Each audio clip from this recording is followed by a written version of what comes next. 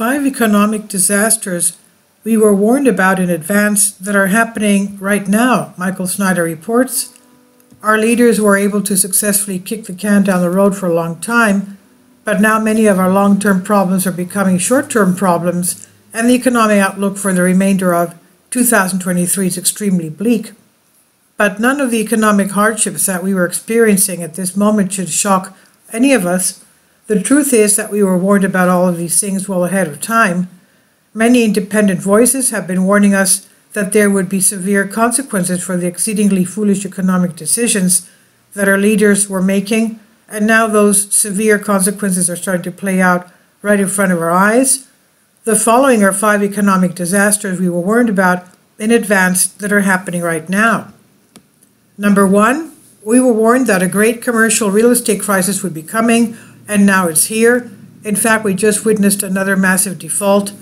With recent stress in the regional banking sector, sentiment in U.S. commercial real estate, CRE for short, and especially the office sector, has turned negative as investors prepare for potential spillover effects, with JP Morgan, Morgan Stanley, Goldman Sachs all joining the gloom parade, especially as high-profile defaults continue to make headlines as borrowers face higher debt service costs and refinancing becomes much harder ahead of a $400 billion CRE debt maturities this year alone. The latest headline fueling concerns about potential CRE crisis involves a fund belonging to CRE giant Brookfield defaulting on a $161.4 million mortgage for 12 office buildings in Washington, D.C. According to Bloomberg, the loan was transferred to a special servicer working with the borrower to execute a pre-negotiation agreement and to determine the path forward. Number 2, we were warned that there would be widespread layoffs as economic conditions in the United States deteriorate. Sadly, that is now happening all around us. For example, on Monday, accounting firm Ernst & Young announced that they will be laying off thousands of highly paid workers.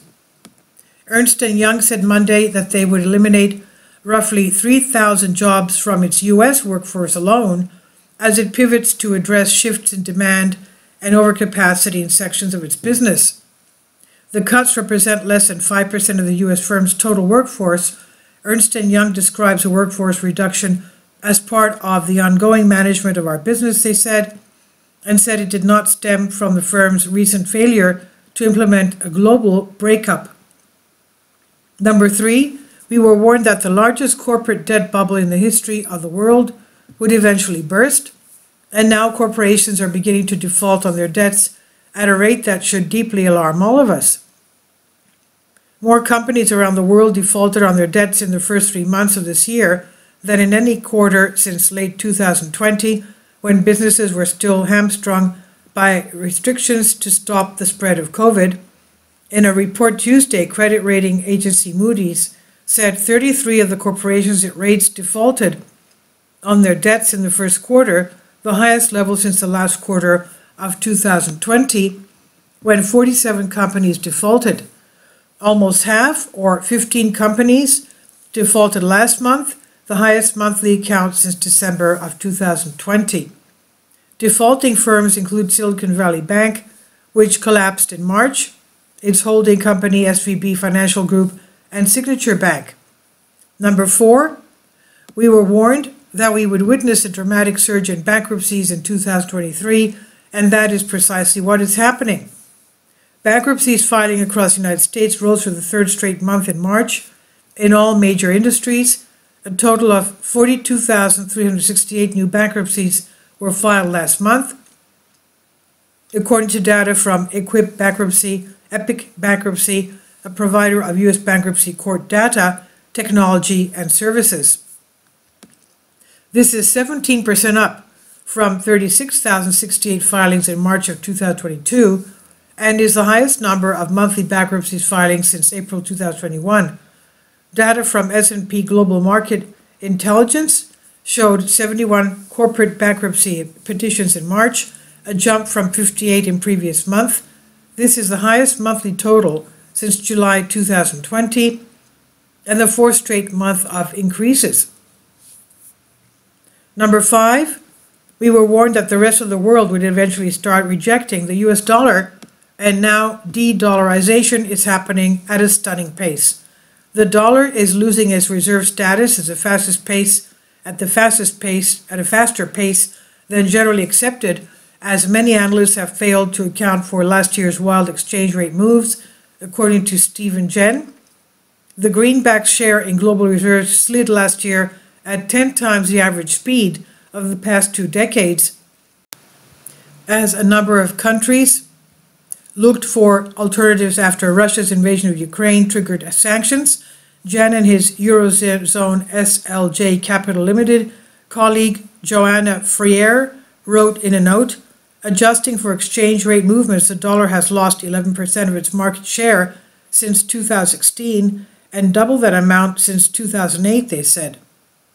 The dollar suffered a stunning collapse in 2022 in its market share as a reserve currency, presumably due to its muscular use of sanctions, Jen and Freire wrote. Exceptional actions taken by the US and its allies against Russia have startled large reserve-holding countries, most of which are emerging economies from the so-called Global South, they said.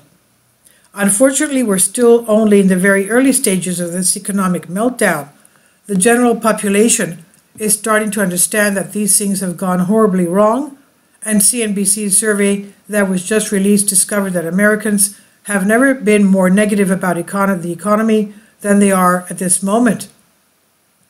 Amid persistent inflation, higher interest rates, and recession worries, Americans have never been more negative about the economy, according to the latest CNBC All-America Economic Survey. A record 69% of the public holds negative views about the economy, both now and in the future, the highest percentage in the survey's 17-year history. Even during the darkest days of 2008 and 9, Americans were more optimistic about the future of the economy than they are right now. So just think about that. We are in really deep trouble.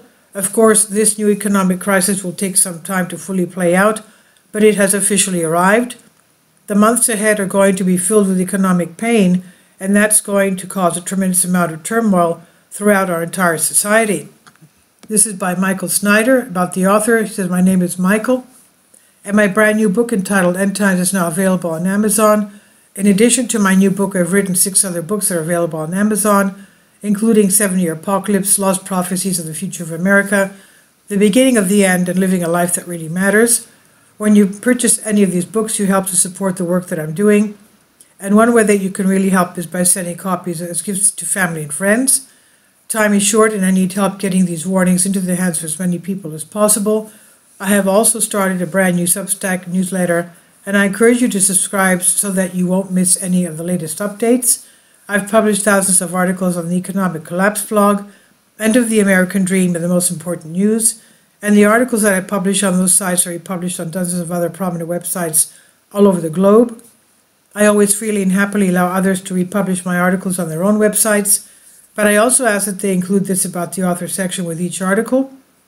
The material contained in this article is for general information purposes only, and leaders should consult licensed professionals before making any legal, business, financial, or health decisions. I encourage you to follow me on social media, Facebook and Twitter, and any way that you can share these articles with others is definitely a great help. These are such troubled times and people need hope. John 3:16 tells us about the hope that God has given us through Jesus Christ. For God so loved the world that he has given his only begotten Son, that whosoever believeth in him should not perish but have everlasting life. If you have not already done so, I strongly urge you to invite Jesus Christ to be your Lord and Savior today. And this is by Michael Snyder on the Economic Collapse blog. Please leave your comments. Thank you for your support. Kindly support my Patreon account. The daily posts are 5 videos daily, and they are totally different from what I have on my YouTube channel. Thank you so much for your support and that you find all my content so interesting. You'll find the Patreon account details in the description box below.